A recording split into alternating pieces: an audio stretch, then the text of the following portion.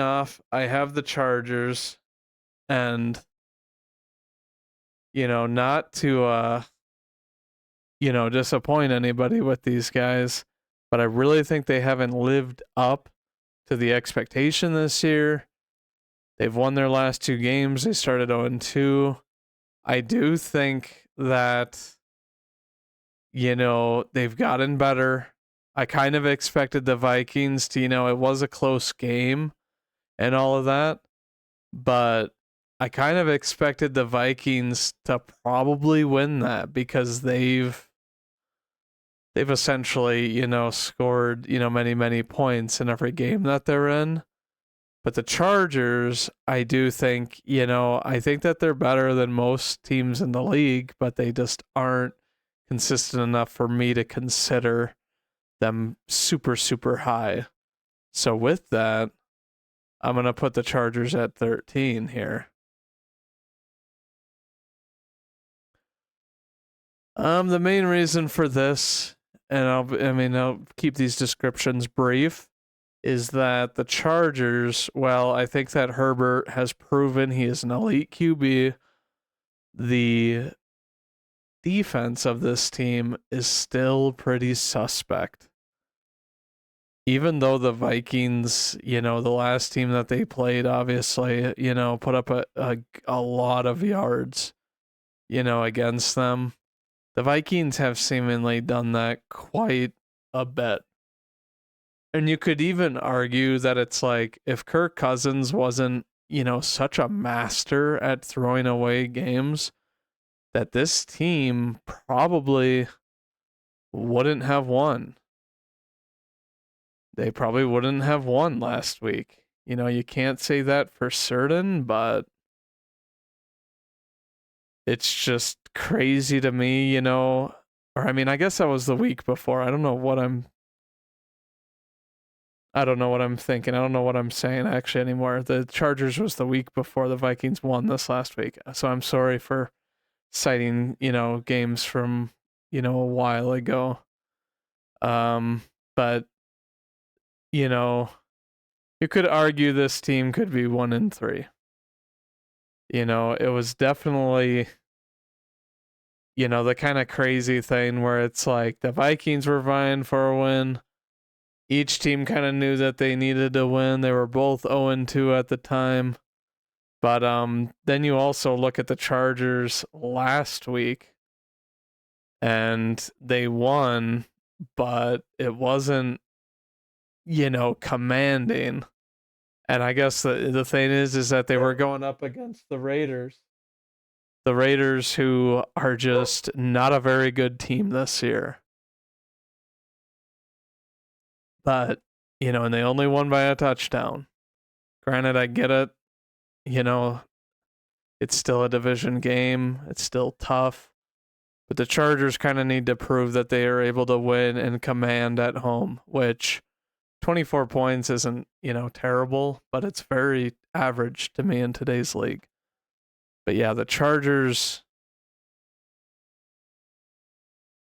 Yeah, the Chargers. I really think, they could do a lot better. But with that, moving on, I'm gonna kind of get this out of the way.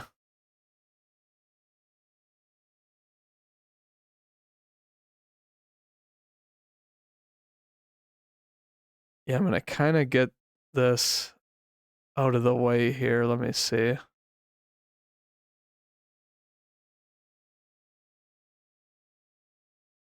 This next team that I, have, I kind of want to give them a little bit of props for.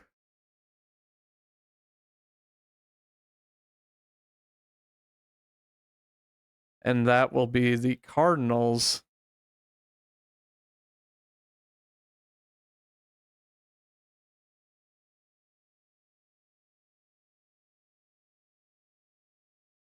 This team, looking at them, they've played a lot better, I think, than a lot of people would give them credit for. It's, kind of astounding what they've been doing. It's kind of astounding what they've been doing. Sorry, 1 second.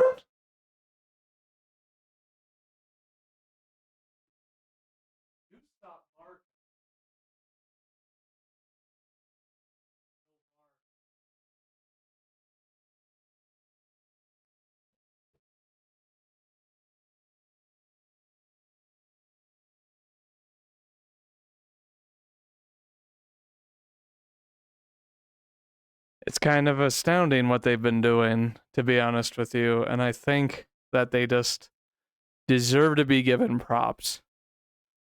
I'm not putting them at 21. I'm still kind of thinking about it, even though I've thought about it quite a bit. I think that the Cardinals are the 22nd best team in the league right now. I think that there is a good amount of teams that are worse than them with how scrappy they've been playing.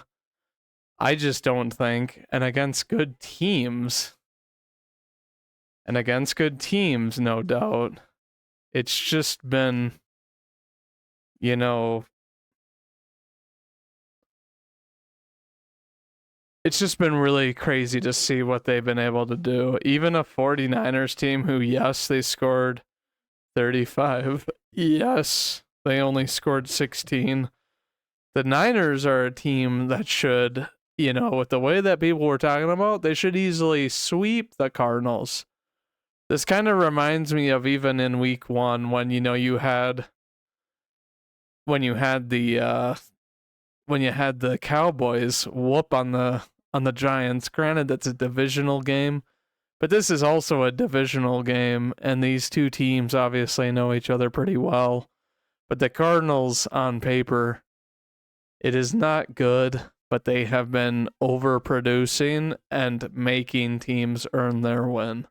We kind of knew last week that, yeah, they're going to be, you know, a good team, the Niners, but it's like Christian McCaffrey just seemingly has been proving that he's being utilized to a point where it's to perfection, where he is the star of that offense. And then you have, Debo Samuel and Ayuk, who are both great players and great compliments. The same with Kittle, arguably the second best in the league, tight end in the league. And of course, that O line is nothing too shabby either, which makes it a little bit easier to McCaffrey. But he is just, you can't take away from McCaffrey because of the line, because of his vision, his athleticism, and his determination to, get every single yard he can. So, I mean, this is why I'm placing the Cardinals kind of high, because you can't teach the spirit that the Cardinals have. This team is motivated to prove that the players deserve a roster spot. And for that, I think that, the Cardinals deserve to be a lot higher than a lot of people would have them because of the way that they've played.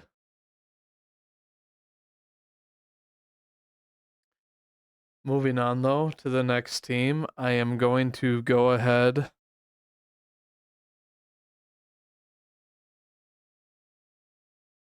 I am going to go and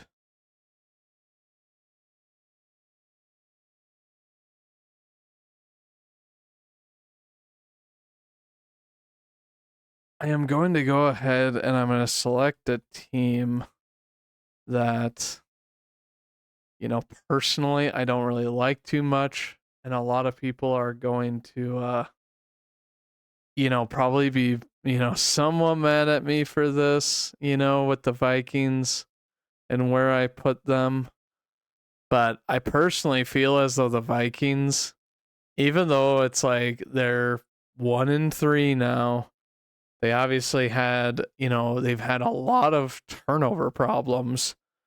I just think that this team needs to look at themselves, and I'm going to put them at 19 here. I think the Vikings, their turnover issues, they could easily have been, I feel like they could have easily been top 10. Top 10 in the league. Looking at this, and it just, it kind of shows that, turnovers can ruin a team. They're 1-3. Who even knows if they're going to win their next game? They obviously just beat the Panthers, but it's like the Panthers, I mean, goodness. And this week, they have a challenge. They do play the Chiefs, who haven't looked the best. But the thing about the Vikings too is that they lost their first 2 games at home. So, the fans are probably overall just very disappointed. And the Chiefs, you look at teams like the Chargers in their division, and they're not going to want to lose this game, potentially be, tied for records with the Chargers and that sort of thing. So, this might be the game that they really need to get their offense going, because the Vikings have had arguably, a top 5 losing defense, and it's like, while the Chiefs haven't been scoring by a high mark, they are still, net points above, the points given up. They've only given up 60 points in 4 games, which is pretty damn good, if you ask me. The Vikings, and I mean, Andy Reid, I'm sure, is going to have a game plan for Justin Jefferson. He's not a guy who, he's not a head coach that is just going to let one guy tear their entire team apart. And, the Chiefs run crafty defenses, and I mean, it's a very underrated group. They don't have a lot of star talent, but they are doing very well for themselves, in the regard that they haven't, they bend but not break mentality. So that's why I'm going to put the Vikings at 19. I just don't really think that they have proven too much. Moving on, though, the next team I'm going to cover is actually the Jets. I think the thing with the Jets that you think about is that they just played the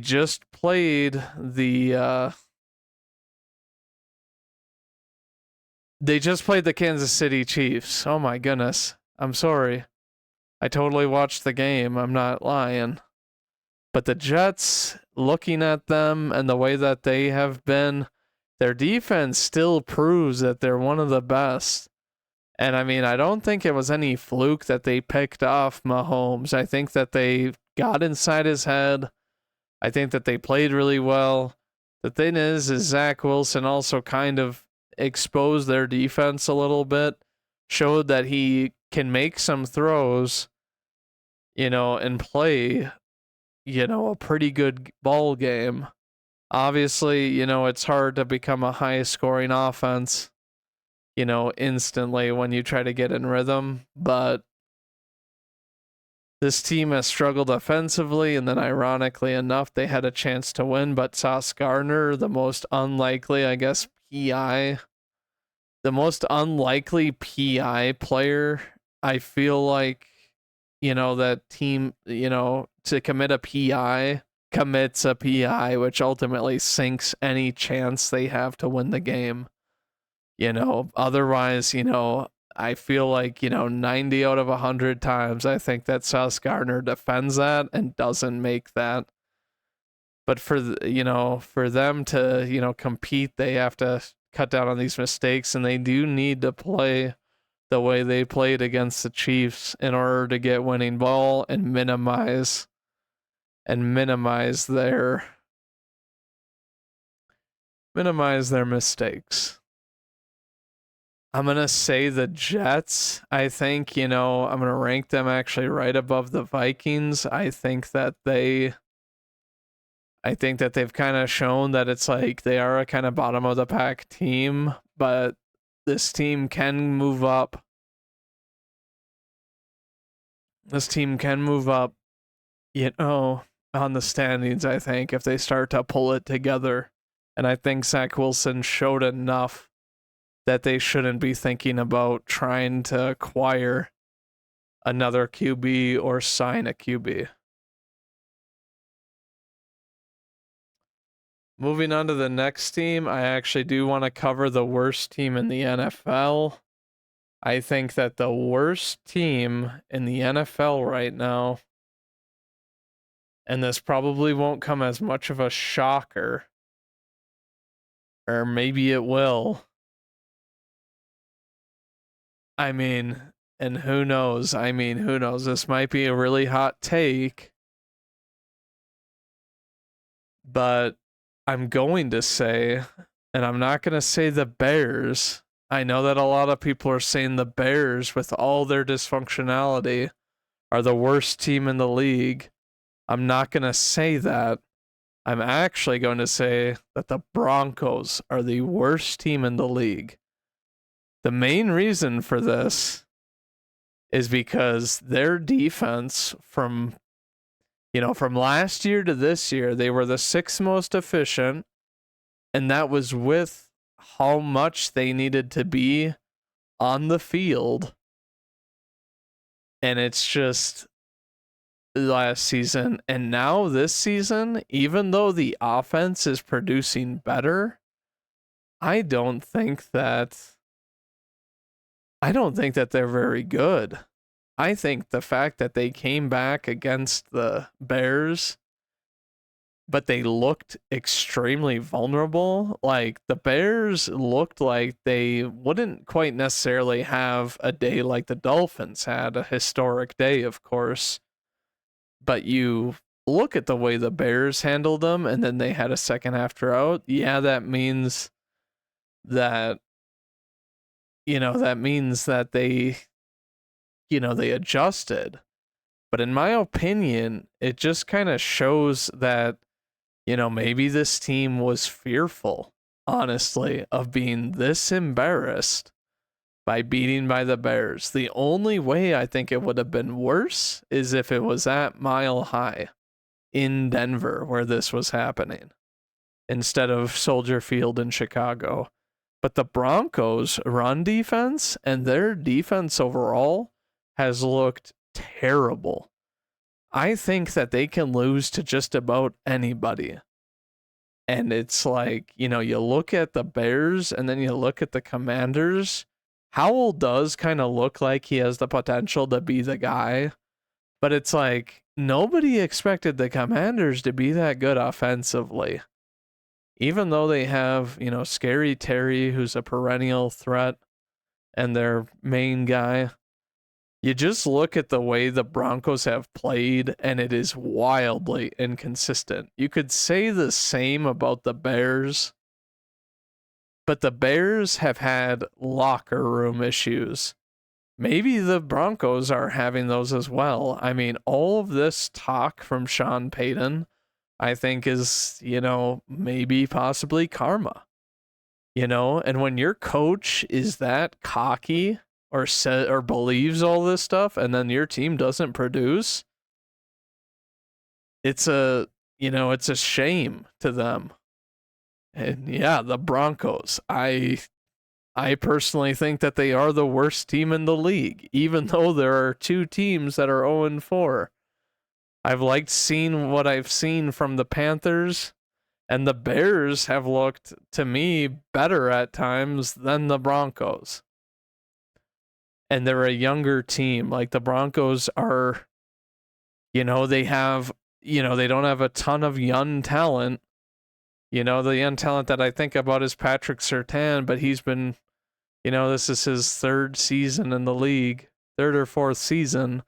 And while he's a great player, he's not going to help with the run defense. And if teams know they can run on you, Patrick Surtain's value essentially goes down the chimney, and it doesn't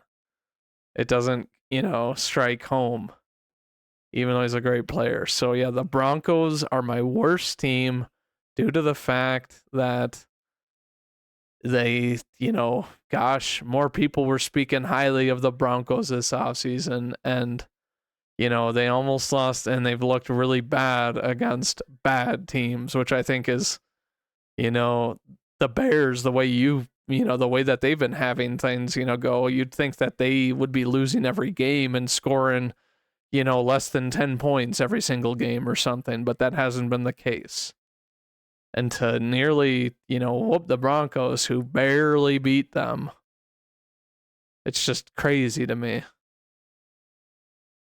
Moving on, I do think that we will cover the Bears next, and I think that the Bears, I think that they are the 31st worst in the league. Goodness, why is their logo so small? But, the Bears, with all of their off the field issues, it hasn't really shown much to me of what they're capable of. Although Fields finally looked comfortable when they played the Broncos. Obviously, they didn't do much in the second half. But, Fields looked like the guy that they honestly looked like the guy that people were saying like would be an MVP candidate before the season started, and before they kind of showed that, oh yeah, the coaching staff wants to change the way that he plays and all of that. And I'm not going to get into it because it's like beating a dead horse at this point. The Bears have been, just bad. But it's like they kind of showed, I don't know, and it's kind of what I predicted. I honestly kind of predicted that I thought the Bears might beat the Broncos, and barring the fact that the Broncos actually did hold them pointless in the second half, they win that game. And it's like I personally think that it's like it's hard to get out of the slump in 1 week, but the fact that they showed, better than the Broncos, I personally don't care if like, oh well, how can you rank the Bears higher than the Broncos? They've been through so much more turmoil, and I think that with that last week and then going into the next week, they can actually have things to build off of. But the Broncos, they still look like they can get stomped any given day of the week, with the way that their defense plays sometimes. So moving on to the next team.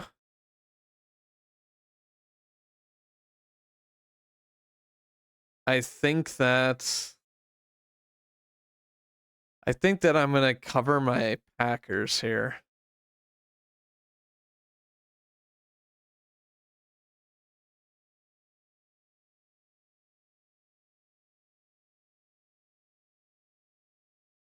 Oh, and goodness, why is that?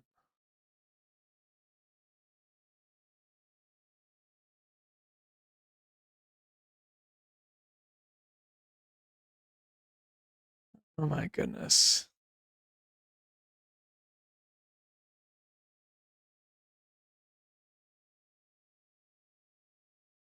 Apparently, I don't have a. Apparently, I don't have a Packers logo here. Give me 1 second.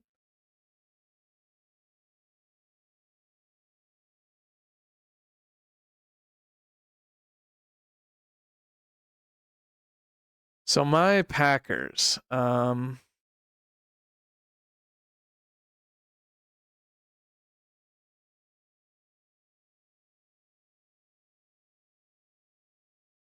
I think that the thing that I look at with my Packers is that the run defense has been pretty bad. The offense has been very inconsistent, albeit good when it is good. The major takeaway I have against the Lions is that they're getting pummeled all game, and it's just going nowhere. But then the 2 touchdowns that the Packers did get after their 3 points to get 17 to bring it to a 24-17 game where they have a shot to at least tie it. I think that you gotta think about how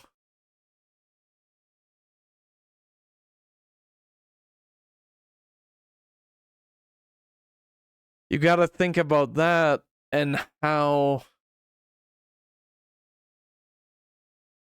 this team. Oh, what in the world?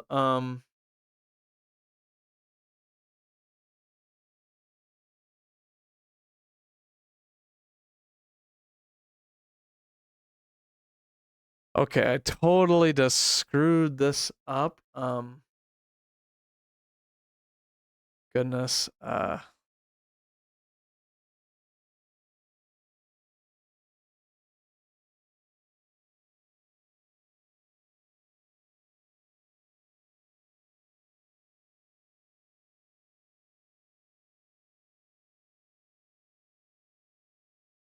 Okay. Goodness me.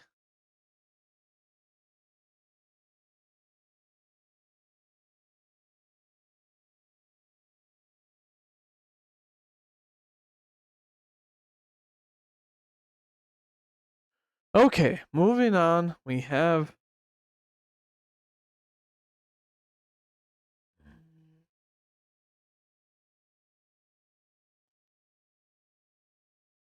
moving on. There we go. So we have the Packers, and I personally feel like, we've been underperforming. The defense has shown that the pass rush is pretty good, which doesn't surprise me with all the guys that we have at depth there. A lot of them, Rashawn Gary, Preston Smith looks like he's playing, with more energy this year. And then you also have Lucas Van Ness, who is getting, very limited snaps. But you got Kingsley and Igbari and, several other guys that, are playing very well. I think the Packers are a very middle of the pack team. I don't think I can really rate them too high. I'm going to put them here at 16. I'm going to put them here at 16 because I think, when they're good, they're doing really good. But when they're bad, it's bad. A lot of 3-and-outs and a lot of pressure. I personally think that the last week it would have been a closer game if they weren't calling so much of the same kind of plays over and over again. But the line wasn't holding up some plays to give Love any time to make any reads. A lot of these play actions. But barring that, I think that when they scored their 2 touchdowns, they looked like a, well-oiled offense with a guy who's going to lead them down the field to win games. And if they can do that for, even 70% of their drives, you can always come away with points. Our young kicker, Anders Carlson, has been, doing really well. And it's astonishing because when he was coming into the league, he was known to have a big leg but be wildly inaccurate. And like I said, the defense has been playing, pretty well. Even, against the pass, getting good pass rush, getting good pressure, forcing turnovers. Obviously, you saw Goff throw a pick on the first drive. And that was, the extent of, how he played poorly, that game. Whereas, later in the game, he was kind of getting stopped, but I feel like he benefits from a really strong run game and a very dominant O-line. But yeah, the Packers, I think the play calling just needs to be better. If the play calling's a lot better, I do believe this is a top 10 team. I don't think the jury is out on Love yet of, whether he's going to be the guy, but I think when he is good, he's shown that he's as competitive and skilled enough to lead a team. And that's why the guys believe in him. But until you can get some consistency, then you're gonna be a middle of the pack team where you're gonna be a 50-50 team. Obviously, I'm not putting them there because they're 2-2, but I do think it's a 50-50 thing. So that's why they are at 16. Um, Moving on, I think the next team that I'm going to cover, I think, is I I'm trying to think. I think I'm going to cover the Texans. The Texans this year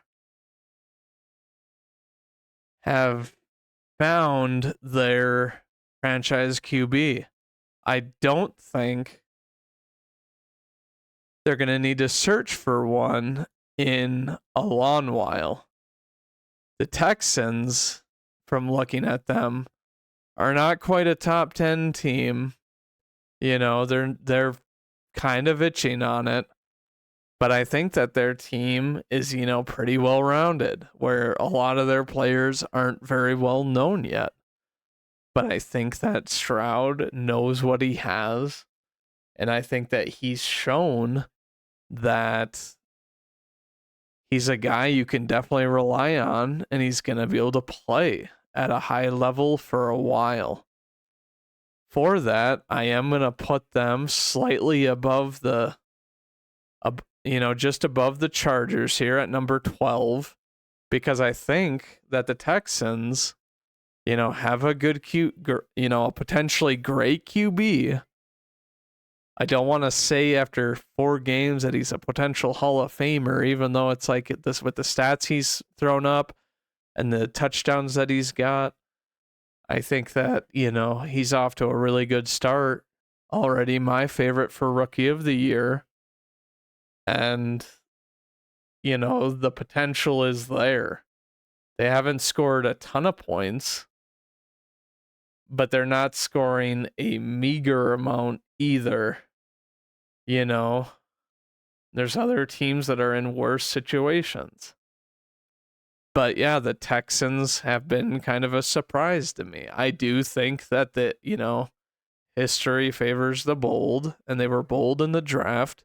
They got 2 players that are going to be immediate impact players and cornerstone players with Anderson and Stroud, and things are looking up for the Texans because they got a guy who I think is going to be a very solid head coach in the league for a while, the defensive coordinator of the 49ers last year. And yeah, overall, I think the Texans, they could move up in this list the further the years goes on. And honestly, at this point, I'm kind of picking them to win the division because the Jaguars haven't really taken the step that I, have expected. And I mean, with that, we're going to move on to the Jaguars.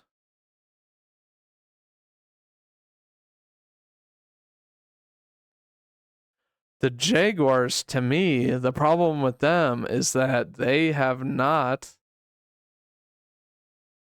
improved the way I thought they would. I don't think it's all Lawrence. This last week they did win a game in London, but I feel like, with the way the Jaguars are, I think that they personally,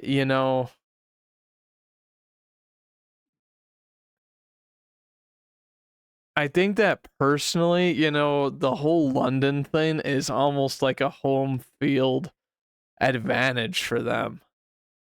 And clearly, the Falcons were, they've had a rough last couple of weeks.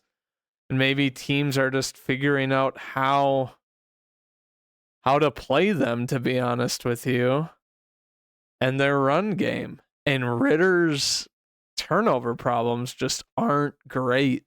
Because, I mean, Bijan Robinson did have 105 yards off of 14 carries. But if you can't capitalize and score touchdowns, then you're just going to have problems. And this, I mean, the thing about the Falcons is it's kind of a letdown start off the season 2-0, have a pretty good team now with some good veterans, good players, well-rounded offensive unit. But, they just haven't, and they looked like they were playing really scrappy, really good football. But all of a sudden, these last 2 weeks, it's in doubt of whether or not they can get anywhere because the QB Ritter seems to have been found out. And the thing about the Jaguars to me is that they could be first in their division with a 3-1 record if they had been able to pull out the win over Kansas City. But they weren't able to capitalize on that sort of thing, and it just kind of shows that against, a good team, like the Chiefs, who I still believe are, Super Bowl contenders even with the way that they've been playing, because they always get better later in the year for the postseason, and they seem to be kind of, dwindling around this year with how they're playing. Before that, the Jaguars, I am going to put at 14. I think that, their team is good, but I just don't think that they've proven enough to where, you can put them that high. And Lawrence, I'm just not quite understanding what problems he's having. Maybe it's the O-line. But moving on from them, I'm going to pick the Colts, since we seem to be covering all of the AFC South teams. The thing about the Colts to me is that Richardson is an exciting young QB, but he also seems to be kind of reckless, I guess. I think that this team has good spark, even without Jonathan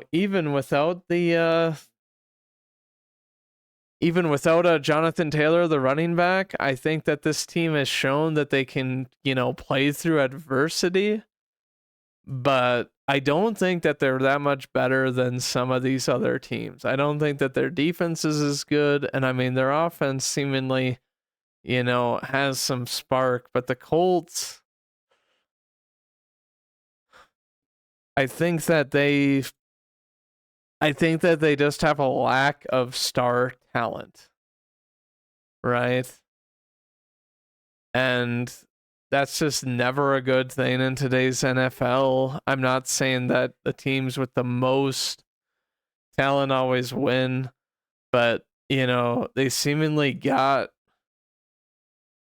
outplayed by the Rams in this game by a better coach and all of that. And it's like Stafford threw for quite a bit of yards on them. They couldn't stop the run very well. Puka Nacua is, honestly, Puka Nacua could very well run away with Rookie of the Year from Stroud. He's my other player that it's like, oh yeah, this guy, he's a gifted player, and he seems to be way better than, anybody, thought of. It's like 163, yards, nine receptions, and only 10 targets. Goodness, you have Tyler Higbee with just one more target, but obviously, 5 receptions, and he's got 64. Obviously a tight end, but Puka Nacua is carrying this offense by himself. And I don't know when Cooper Kupp is going to come back this year, but it's just, it's just crazy to me how quick the Rams have rebounded from a disastrous season last year. And I mean, it's all thanks to, I guess, Puka Nacua and the Stafford connection, But yeah, looking at the Colts, you have Anthony Richardson, throwing for 200 yards with only 11 completions, which is big. But then you look at his completion percentage, and it's a couple of, receptions, below 50%. And then, I mean, on his legs, obviously he's good. 10 carries for 56 yards. And I think he's only going to get better, hopefully, with the right coaching. But yeah, the Colts, to me, it's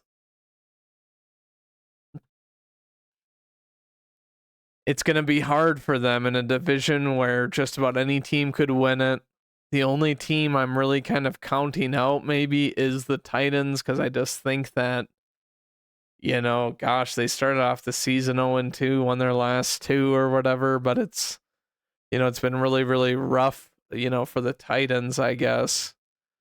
Relying on trick plays already with Derrick Henry in order to, secure points. But, you know, looking at the Rams, I think that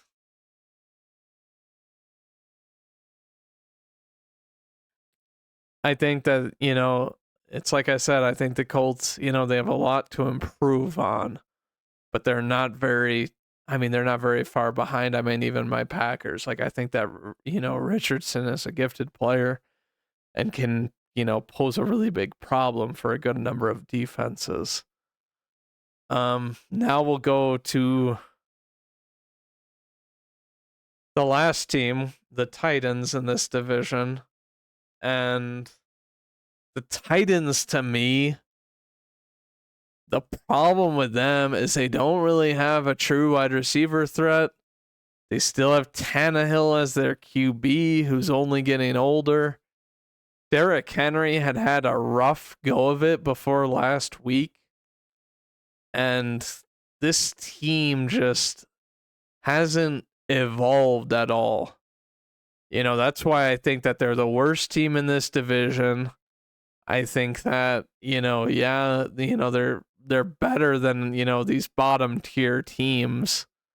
I think they have more experience and they have, a decent number of amount of star talent on their team with Simmons, obviously King Henry. Tannehill is still not a bad quarterback, but I just think that with him aging and all that, it's just not a very good thing. He's going to lose more and more mobility, which I think is a focal part of his game. But yeah, he's up there in age. I mean, he's like part of the 5 oldest QBs in the NFL, I think. And it's like, especially, I mean, if Rodgers, if you don't include Rodgers because he's not playing right now, you've got like Cousins, Stafford, Tannehill, Garoppolo, and it's just like, there's a lot of young QBs obviously in the league right now. Like we've been blessed with a lot of, pretty good young QBs, young talent recently. But yeah, the Titans to me just don't, there's just not a lot of wow with them, is the problem. Like I like Derrick Henry, but it's like it's hard to win games with just a star back anymore. So that's why I'm gonna put the Titans just above the Cardinals. Moving on, I think we'll cover this, this team next, the Patriots. I think the Patriots look a lot better than they did last year. Yes, they just got whooped by the Cowboys, but I think that because the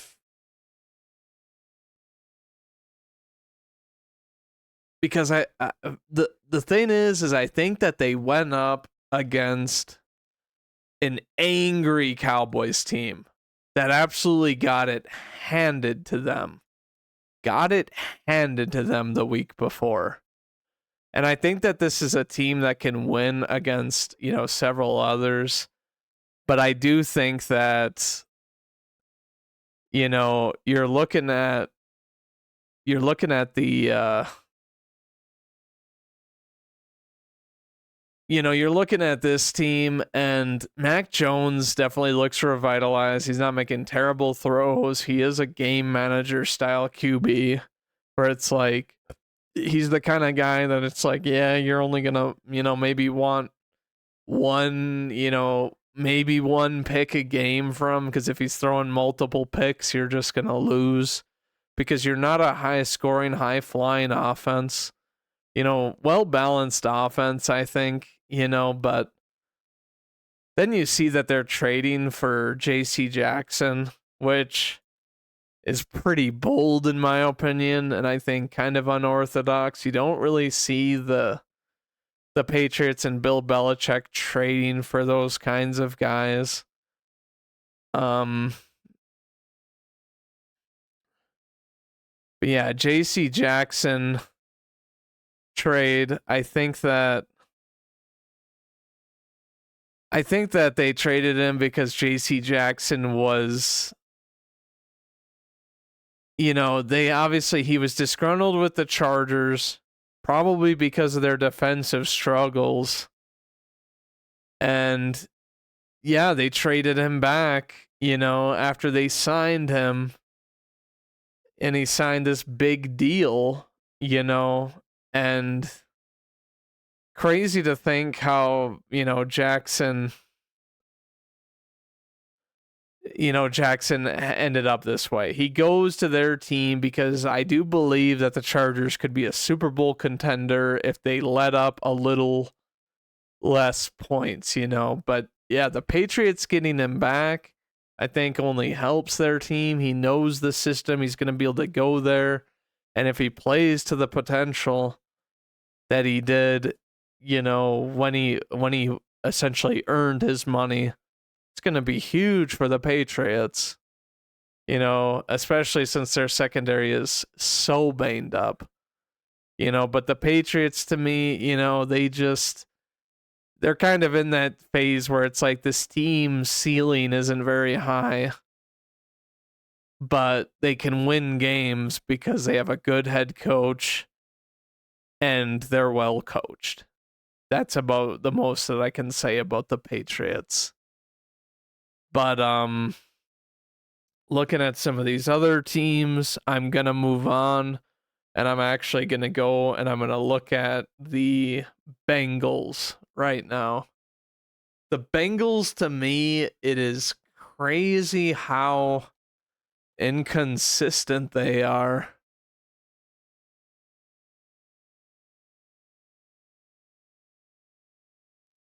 But this is a team with obviously an elite level quarterback. I don't care what anyone says, that is what Joe Burrow is.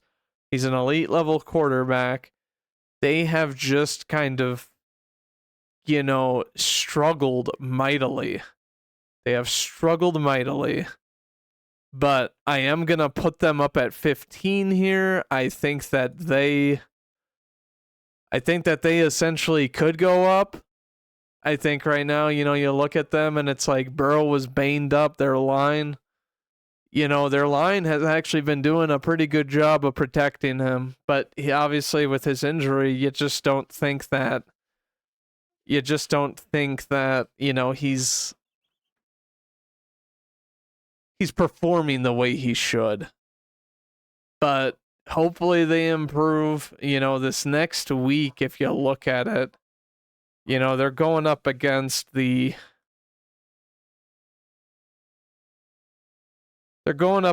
Cardinals, and this is the week for them to kind of prove that they can be legit. They're obviously going to, State Farm Stadium in Arizona. But the Bengals, if they lose to the Cardinals here, I'm not going to say that that's, the gut punch to end their season.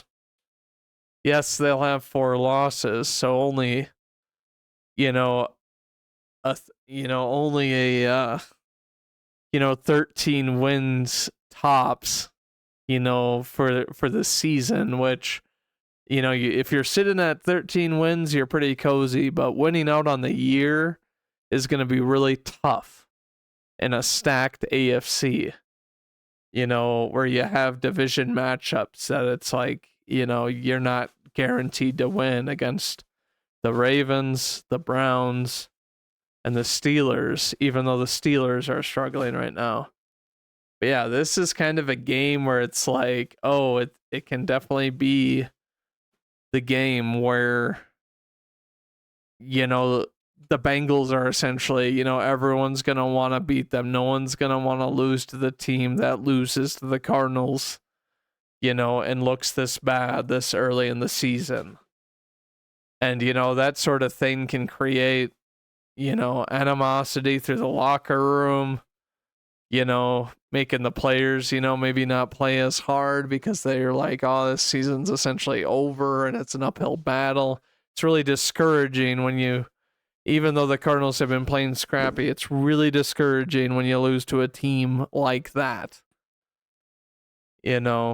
But the Bengals, yeah, they could easily move down. I know that they're 1-3, and yeah, placing them, in the top 15 might seem outlandish, but I do think that they are a better team than they've shown. And they still, I'm mainly putting them here because I think that their QB, their run game, their offense is still really good.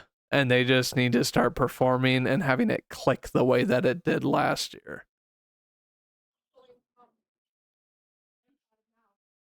But moving on, the next team I am going to cover is actually the Saints. The Saints, are 2-2. And this week they go up against the Patriots. And I think that the Saints win this game, but I think that they do need to start producing, better throughout because their defense looks seemingly invincible, but now they have lost 2 straight. They are in a division that is pretty winnable. I think of this division as the same as the AFC South. Funny because it's the NFC South here. But the Saints, I am actually going to put at number 11 here. And the reason for that is I think that if they can channel the way that they have played, with that defense, I think that they have enough veteran leadership that, they could definitely start to break through. Like, I think with the return of Kamara, they really need to strike that balance. Taysom Hill is another mismatch problem. They obviously have Olave, and Michael Thomas hasn't gotten injured yet, even though I'm really not a believer in him because he can't stay healthy. And I think he's kind of, I don't know, I think that he's one of those that he's really just playing for the money and not the love of the game. I still think he is a talented wide receiver. I just don't like him as a person. And, the Saints have everything they need, I think, to do well. And thank goodness Derek Carr's injury wasn't for too long, but I think that he fits in their system the way that they play. And he does well enough to where, they're not going to win games because of him. I think that the other players on the offense have way more star talent to make him look better. Thomas and Olave, as well as Kamara, and then even Taysom Hill, at times. But this is a team with a very good defense that has always been very opportunistic. And I think that that's, an underrated spot for the Saints. Going on and looking further, I'm trying to see what teams I haven't really covered. I think I'm just going to go and I'm going to pull up the Raiders. The Raiders are having an abysmal season. The fact that they have one win, I think, is, a blessing. It is a blessing for the Raiders to have. I am going to put them at 30 because I think even though Devontae Adams is clearly disgruntled, he's still going to play. Their defense seemingly doesn't have, a decent secondary. The linebackers are not the greatest. And then it's like you have Max Crosby on the D line.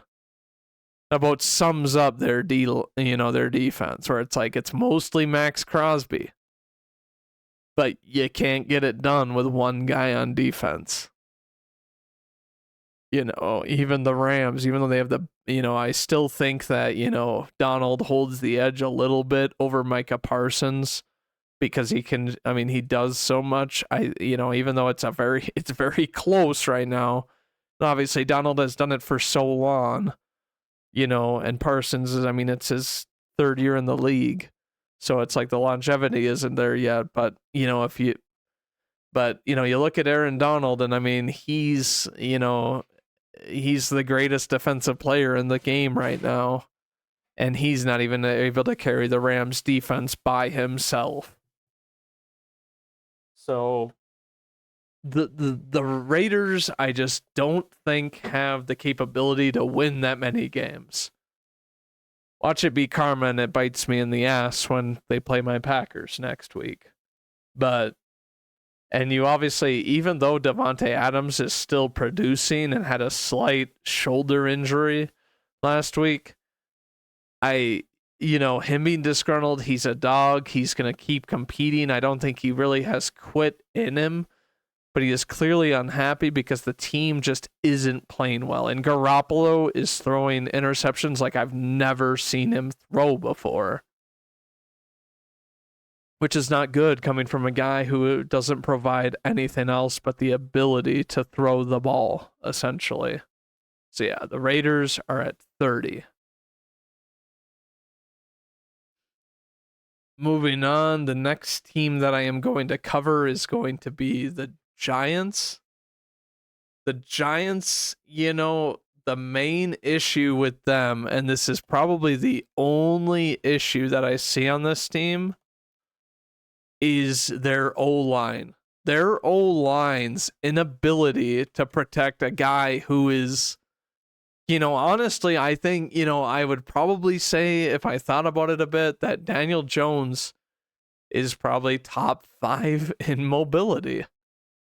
He is top 5 in mobility in, for the league.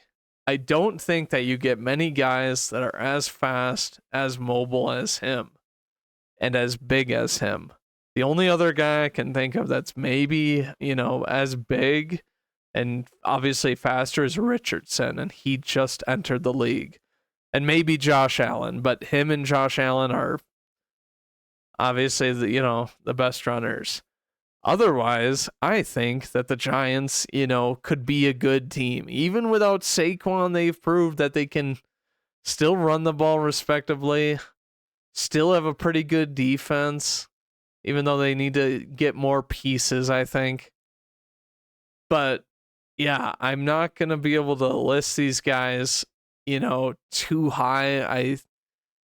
Thinking about this, I'm going to list them at 24, and that's my official placement for them.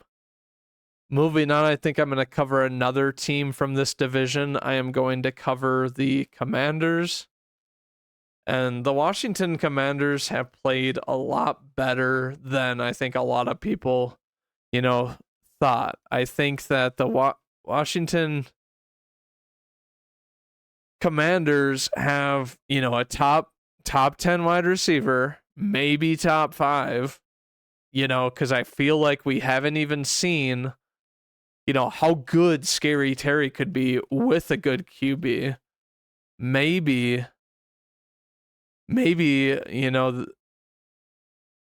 gosh, I'm forgetting his name right now. I mentioned it earlier.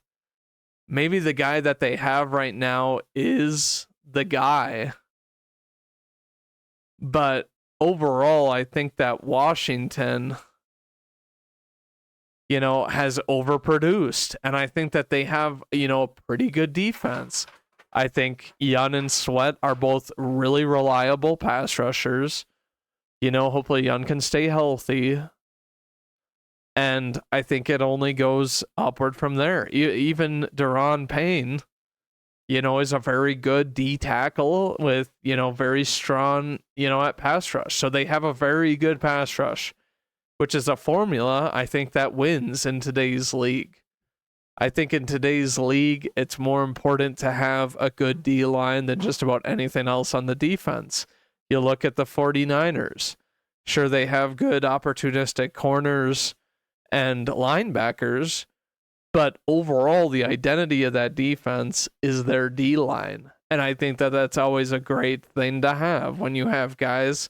Now, Chase Young could still, emerge and hopefully return to where he was, the number 2 overall pick and emerge as, a physical freak in time because he was out and missed a good amount of time because who knows how bad his injury was, or if they were just being patient because they want him, to be good. But I just remember the QB's name. Howell, I think, looks like the real deal 4 games into the season.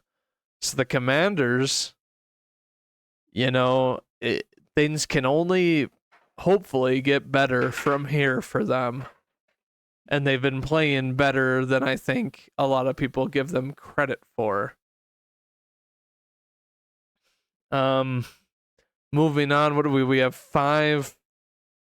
We have 5 left in the bottom here. Let me see.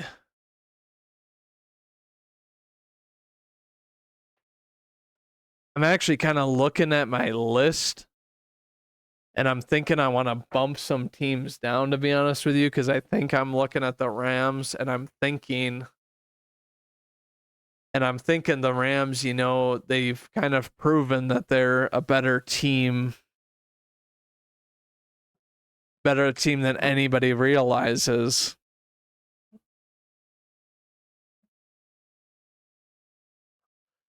So the Rams, I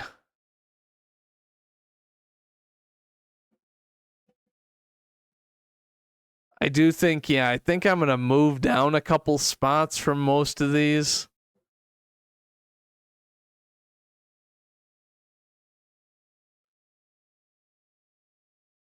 So sorry for that, you guys. This is kind of a rough. And I think I am going to move the Cardinals down, I guess, a little bit. But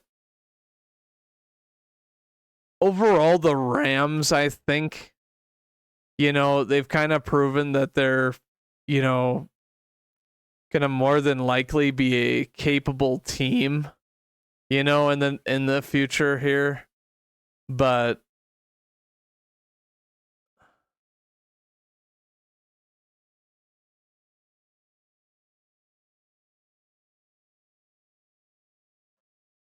yeah, thinking about this, I think that the Rams, they may not be as good as the Chargers here, but I do think that they are, a respectable team right now, and they're going to inch their way into the top, 50% of the league. I think that they're in too tough a division to actually do well, to be honest with you. But overall, this team, I think, has kind of proven that they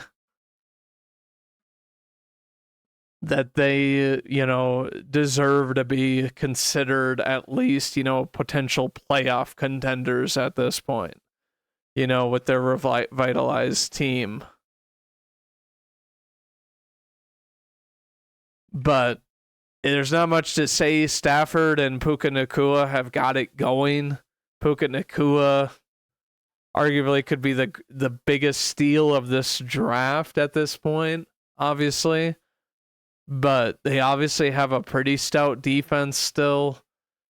Aaron Donald, like I said, I still think he's the best in the league because he does so much. He plays the run well as, obviously pass rushing. I think that Micah Parsons isn't far behind because he's also a generational talent. But Aaron Donald's been doing it for a long time. And he seems to be really enthusiastic about the game, where he's really friendly and all of that, with his teammates, as a good mentor and a good team player, even though Puka Nacua was apparently scared of him, in training camp.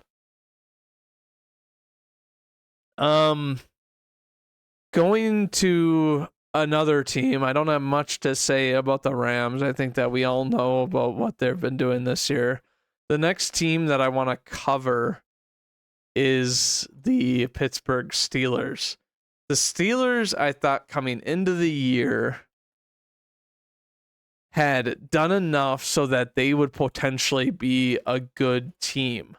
Obviously, the hard thing about the AFC is that it is so, unbelievably stacked that, it's hard to gain recognition and, advance in the league. But I personally think the Steelers have just they've kind of, dwindled their talent. I do think that, Kenny Pickett's been struggling. I don't know if he's even the guy. If they continue to struggle like this, I could definitely see them drafting a quarterback next year. I think that he was taken primarily because he went to Pittsburgh for college, and they thought that he was going to be a fan favorite, but he was, arguably, looked pretty good, but wasn't, graded high or anything, and he definitely wasn't like a top prospect type of thing where you'd expect him to be better. But the Steelers, to me, have plenty of good players. They just aren't living up to expectations. And they just got stomped by the Texans, a team that does look like they're on the come up, but the Steelers just kind of looked like they were passed by the Texans this offseason. When the Texans were honestly the worst team in the league last year. I'll say it. There was nothing going for the Texans last year, and they've, astounded with how well they have played now. Looking at the next team that I want to talk about would be the Atlanta Falcons. And the Falcons, as embarrassed I am to say that my team lost to them, I personally think that they have been kind of found out. And it looks to me kind of crazy, I guess, the lack of ability of this team. Bijan Robinson looks like a tried and true halfback. But this kind of leads me to the point of the Titans, where Derrick Henry is a proven back. But the running back position, even with a guy like, Bijan, and then you look at, McCaffrey, obviously the highest valued running back in the league, no doubt, the highest value back in the league. They need to use Bijan even more, I feel like, in the passing game. He does good rushing, but he needs to do more in the passing game, which he's had reception yards, don't get me wrong, but it's not like anything like McCaffrey's done, where it's like, he needs to become a big enough threat to where you have Kyle Pitts able to make plays. You have Ritter not throwing as many, interceptions, in these games. And that is another reason I will rank them really low, is because Ritter hasn't proven that he cannot throw picks. In these last, couple games, he's thrown 3 picks this year, with a not that good, 62% completion percentage and 744 yards. Obviously, you have Bijan Robinson, Jonnu Smith, and then, even Algier. And it's like Algier is averaging just over 3.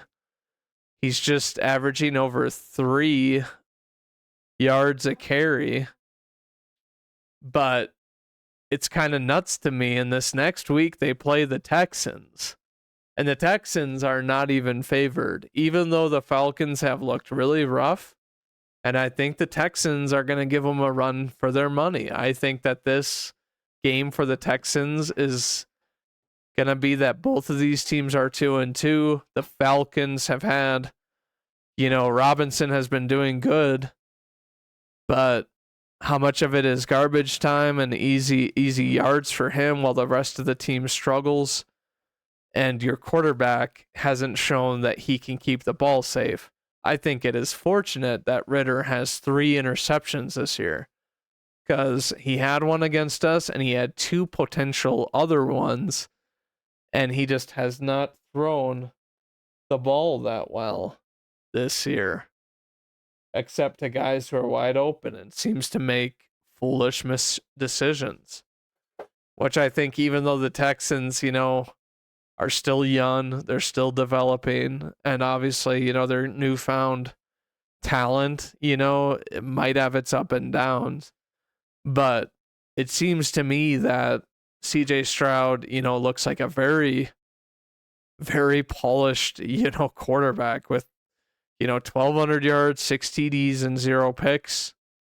I personally think that, he could definitely, and he has, roughly the same, completion percentage as Ritter. But he's obviously, he's got almost 500 yards over Ritter, and it's just not a good thing. I think that the game could come down to whether Ritter can get rid of his mistakes. So that's why I think the Falcons, aren't that great of a team. Is because if you tee up to Bijan, no matter how talented he is, and you force them to pass, I think that Ritter is susceptible to interceptions and poorly thrown balls.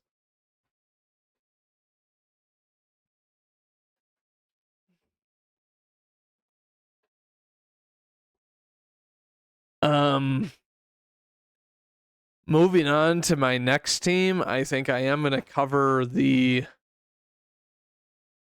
Panthers here. The Panthers, I think,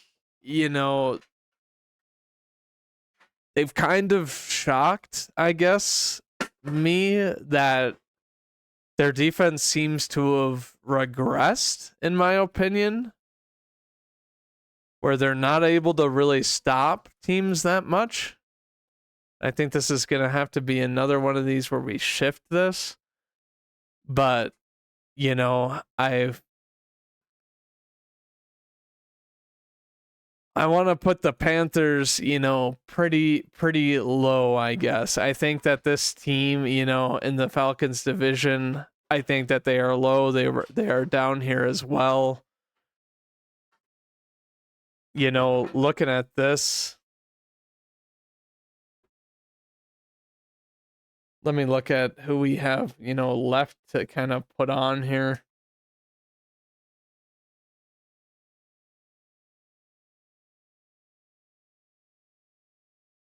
We're going to do this where we move these up essentially one. But I think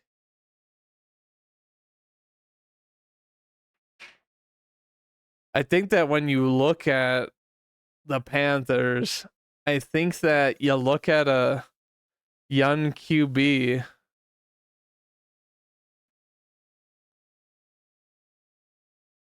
that is going through growing pains, but has shown that he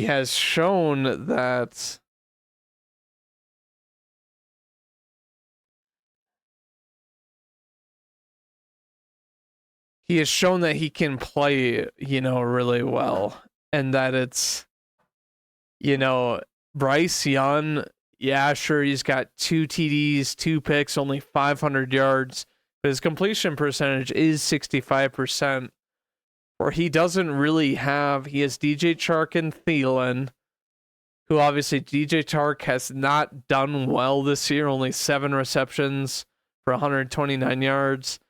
Thielen, has been a good, probably has formed a good rapport with Young, but this team just overall doesn't have, that much going for it. And the defense, just seems to me like they seems to me like they could overall, play better. I am going to put them here just above the Cardinals and above or below the Giants, excuse me. But they just seemingly to me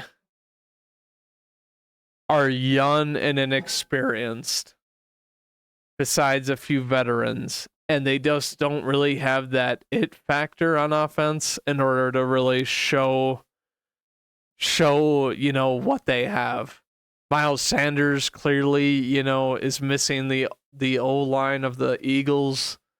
I think he came here because he thought that, oh, this is a younger team, that I can latch on to that might be able to be good, or wanted more money. And then Chuba Hubbard, 26 carries for 119 yards, with that average, maybe they should get him more involved. But yeah, not overall, not a lot on offense. And I think that their defense isn't terrible, but I feel like towards the end of last year, this is a team that once they fired Matt Rule, the defense was playing scrappy and they were doing well against, teams that had good offenses. Like, I still remember that they had a shot to make the playoffs and they lost to, the Buccaneers.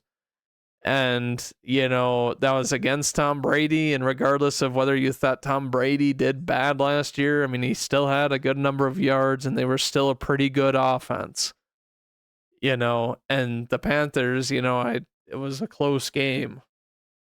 Enough said. But this team, I don't know if it's coaching, but they need to get it solved for their defense, in order for them to compete in more games.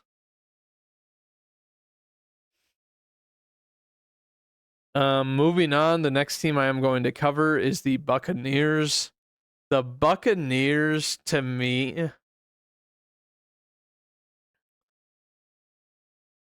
have been doing well, but I just don't see them, doing well in the long run. I mean, it seems like it's, Baker's team potentially. But even then, it's like some missed throws, some missed opportunities. I don't want to put them too high because I think that, the inconsistencies there. And I think that they've kind of, I wouldn't say lucked out of some games, but, it's not super convincing of me that they are a really, really good team to be a top 10 team at this point. And obviously with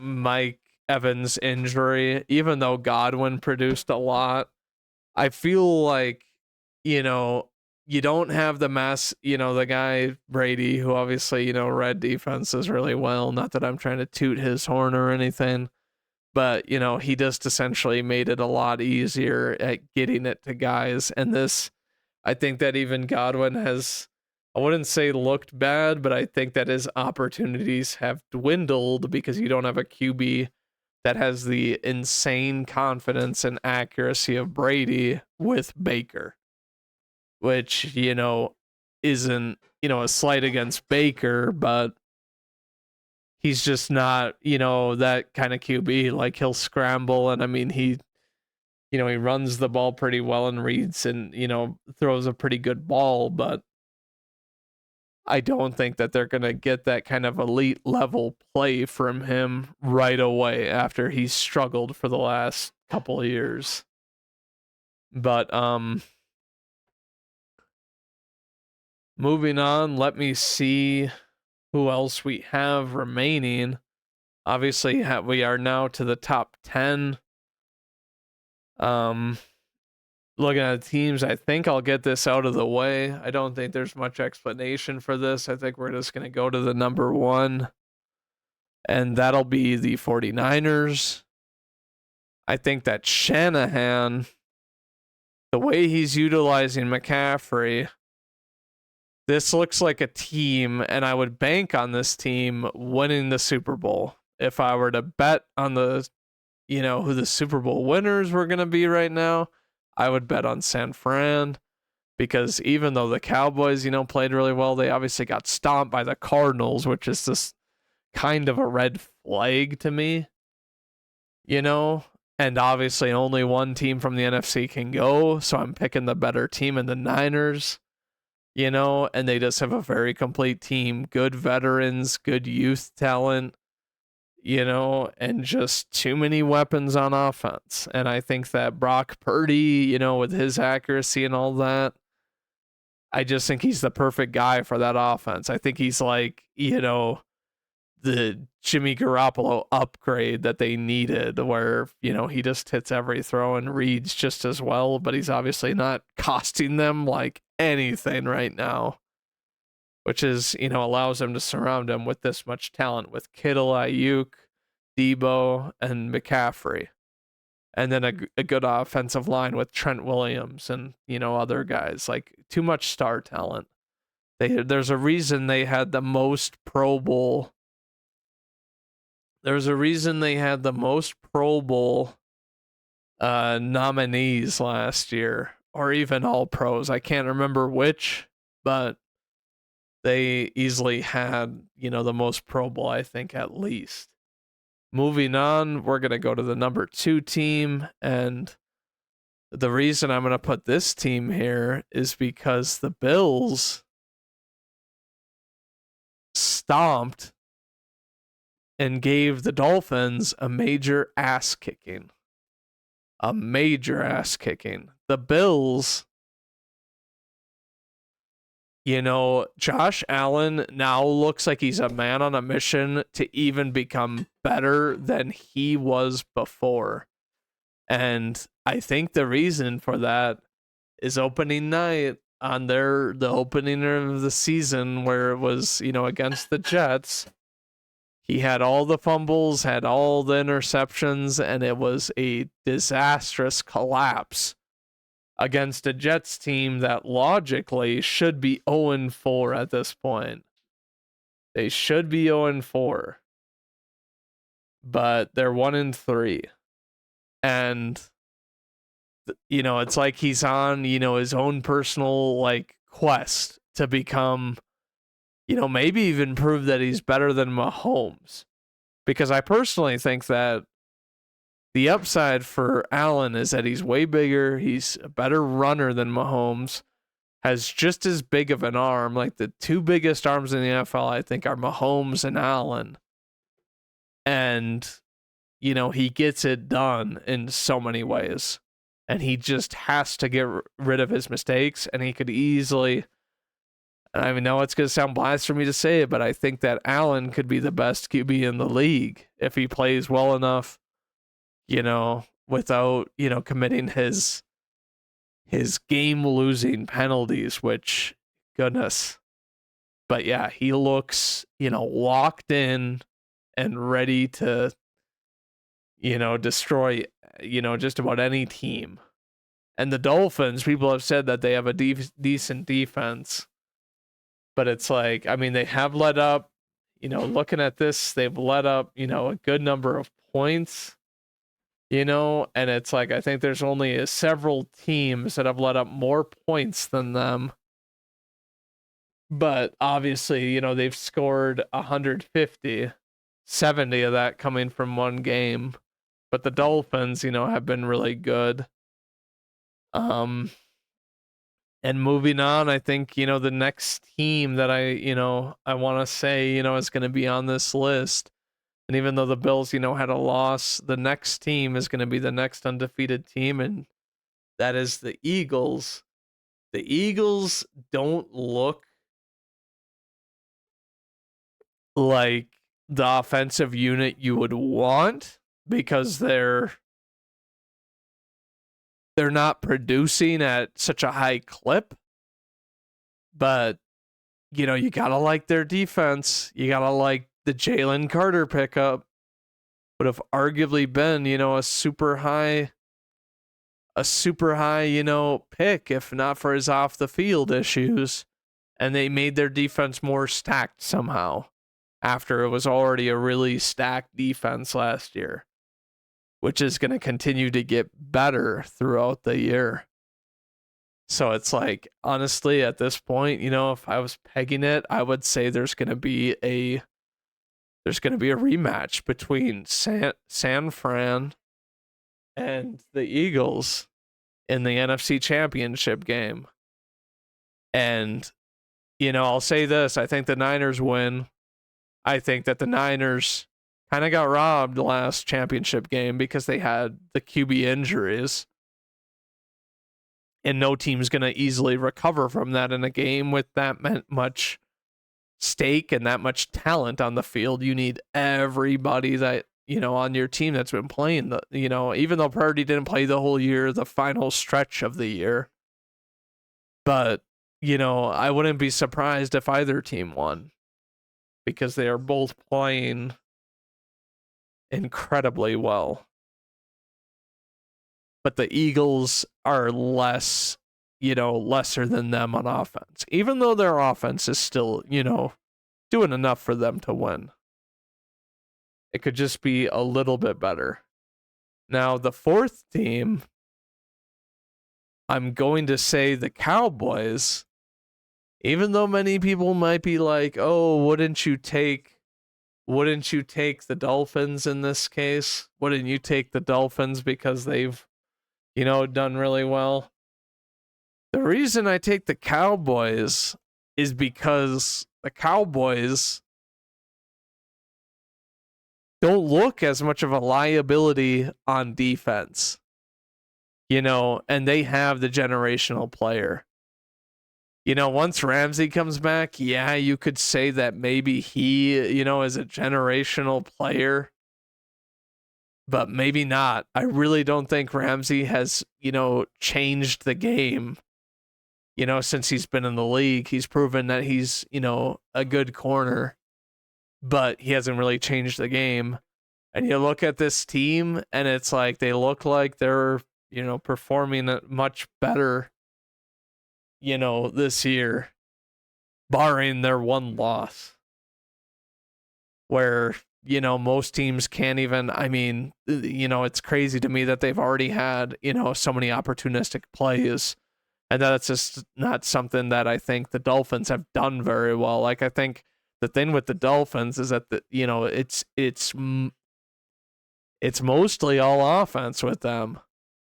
And while I am going to put them at 5 here, I think the Dolphins, it's a lot like last year, where I think the top 10 teams with the top 10 records or whatever it was, 10 weeks in, that you look at the Dolphins and, they are net positive by a lot this year, but, given that, that they could have, one game, that one game where it's like, ultimately they have a collapse or they're not able to score, or for whatever reason, I think that the Dolphins, they could easily falter. And, Tua even got beat up, this last week. They didn't look great, excuse me. And, how much is Tua going to be able to stay on his feet if the line starts, giving up pressure, I guess, game after game. But we'll see. They have a top 5 spot here because seemingly they can put up so many points that, their defense doesn't have to be great in order for them to win. But I just don't think it's a formula for a great team to have a defense that they only don't lose because they, stop on a couple of drives. Because look at what the Bills did. They clearly had a plan and they were able to, dominate the Dolphins, a team that, did well against them last year. Obviously the same division, those are always, grudgy games, but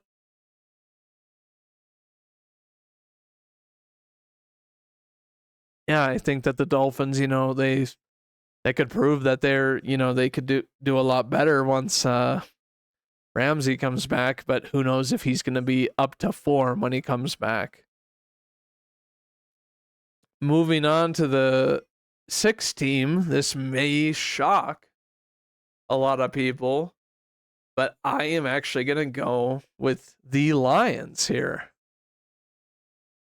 I think the Lions, it is crazy to me how much pressure they are forcing. Aiden Hutchinson has clearly proven that he's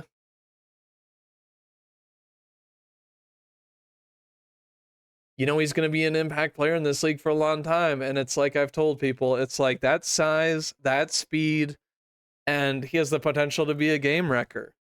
He could, I don't think he doesn't have the speed of Micah Parsons, but he has, enough physicality that he can be just as disruptive. It's like, even if he doesn't get to the QB, it's hard to throw over him. He's 6'7", ridiculously big. Reminds me of Julius Peppers, which we all know how good he was in his prime for a long time. Because even if you don't get to the QB, if you're smart with your eyes, you can bat the passes down. And I think that the Lions O-line, even though how much I hate to say it, can carry them, through most games, where it's like the defense can be opportunistic and then you can be running the ball quite a bit. But the Lions look, like a team ready to lay it all on the line for Dan Campbell. And he's done a great head coaching job. And I think that he's one of those that he also trusts his players, and he shows his trust in them. Even when some of the times that he goes for it, I think it's kind of crazy. But I like the hints of cockiness that he does. And it's not like he does it all the time, showing that he has, no respect for other teams.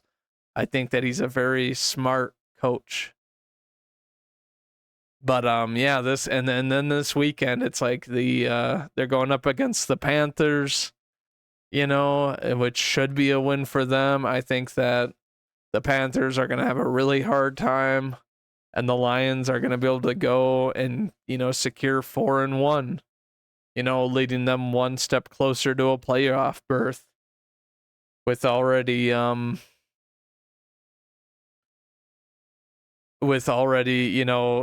half of the wins that they had last season, because I think that they had 8 wins last year. But yeah, I don't think that much needs to be said about the Lions. I think Amon-Ra St. Brown does well. I think that their whatchamacallit, their tight end that they drafted is looks like he's a bona fide good player. Laporta, he looks like he's just balling out. It is hard to defend teams that have a guy as big as Laporta and then a guy like Amon-Ra St. Brown that is constantly sneaking, poking, and prodding around the defense.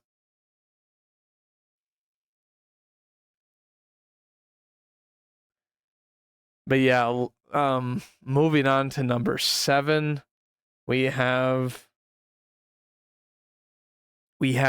the I'm trying to think. I think this is because we only have 4 teams left. At number 7, I am going to put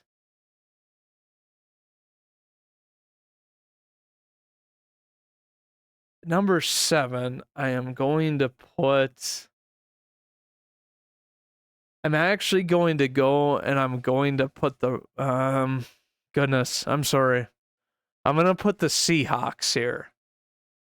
I think the Seahawks really showed how good they can be, this last week. And obviously the Giants, it's not much to say about the the Seahawks, I think, have proved that they are opportunistic, that they have really good corners in Tariq Woolen and Witherspoon, and that, this last week, obviously the Giants' O-line hasn't been the best, but the Seahawks, have proved that once they get it clicking on offense, they are a tough team to stop. And I don't even think that we've seen the full extent of how good their offense can be, to be honest with you. I think that their defense could still need some work. It's only one game. You don't want them to get too cocky, and they definitely looked like a really bad team, their first game of the season, I remember. And it's like they're not putting up, the amount of points I think that this offense is capable of. But it's not a paltry amount by any means. But I think that they can be better, but I think that they're in a good spot right now where they can start to prove what kind of, team they are. And that I think that this is a team that they look like they have the amount of talent that like the Dolphins have on offense, a good running back in Kenneth Walker, the third, Jackson Smith and Njigba, Lockett, and then of course DK Metcalf, and Geno Smith, if he keeps throwing at the clip that he is with the completion percentage, he is just gonna tear apart defenses where he has so many targets that nobody's going to know how they're going to cover everybody because of how much talent they have on this team. So that's why I'm putting the Seahawks at 7. Moving on to number 8, I am going to put the Chiefs here. That's who I was kind of arguing with. And the main reason why I'm putting the Chiefs here is due to what I said, is that their offense just doesn't look It just doesn't look polished, and it doesn't look like the Chiefs offense that we know. And this last game that they had, they could have had another one of these games where they potentially, lost to a team that they shouldn't have. The Jets, essentially kind of, they shot themselves in the foot with how they finished the game with the penalty and that sort of thing. And goodness, Kansas City, I think this has been their lowest point in years. I think that, these last few years, they have been top of the AFC, usually top 2, if not 3 in the league, where it's like, the only team I remember from last year that you could argue was maybe the Eagles, and then maybe not even the Niners, to be honest with you, because they only popped off later in the year. And then you also look at the I guess, the Bills. They've looked like they've been on the cusp of being the best. And even the Bengals, look how far they've fallen, obviously. I think the Bengals,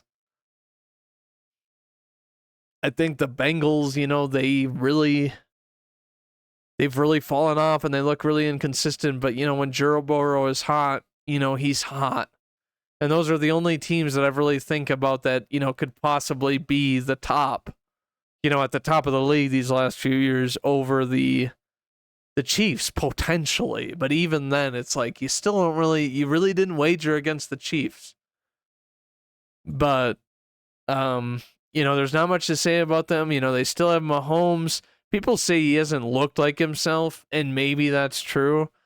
But yeah, it's crazy to me that he had so many picks, I guess, in this last game, proving, the Jets do have a good, stout defense, but it's still unlike Mahomes to, have multiple picks. Like, I think they said it was the 3rd time in his career where he had a multiple picks in one quarter.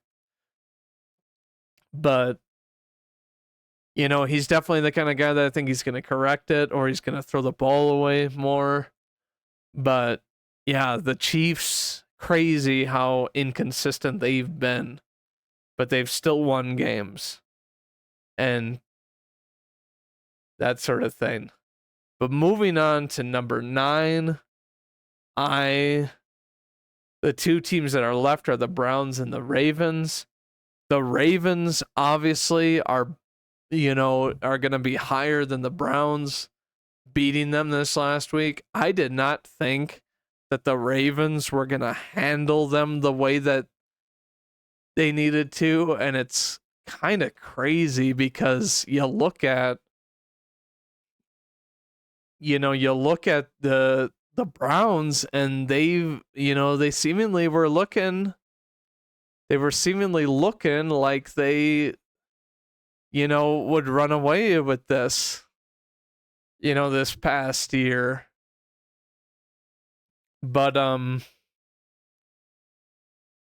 that they were going to run away with the division, to be honest with you. The Browns, the way that they were playing. But you've had some inconsistencies. Deshaun Watson clearly didn't play, which I think really hurt the Browns, even though Watson hasn't been playing the best. But the Browns, I think, can bounce back. They clearly have a really good defense. Looking at them, I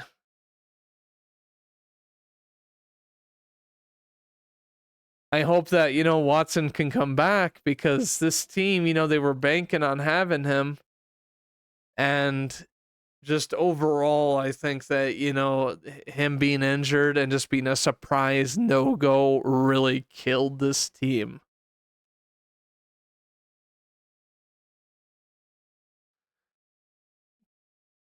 So yeah, crazy obviously that we have these two here.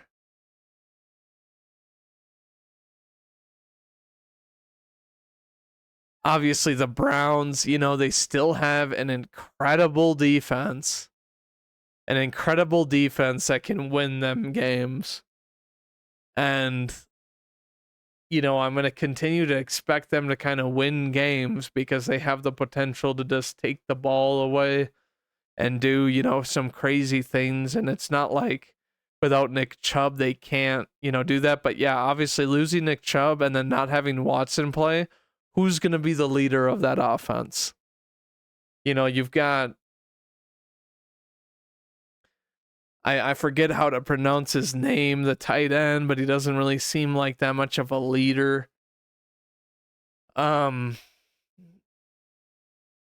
He doesn't seem like that much of a leader to me, I guess.